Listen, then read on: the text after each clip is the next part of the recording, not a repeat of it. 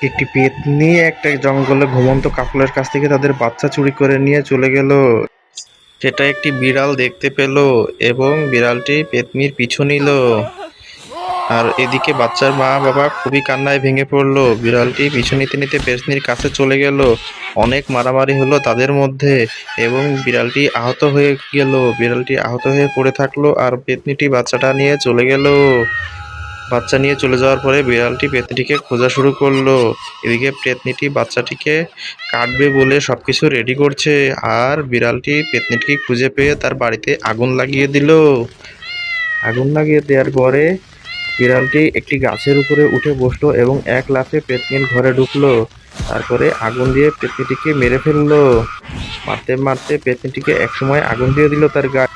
পেত্নীটি পালিয়ে গেল এবং বিড়ালটি তার কাঁধে বাচ্চাটিকে উঠিয়ে নিল এবং সেই জঙ্গলে কাপলের কাছে গেল।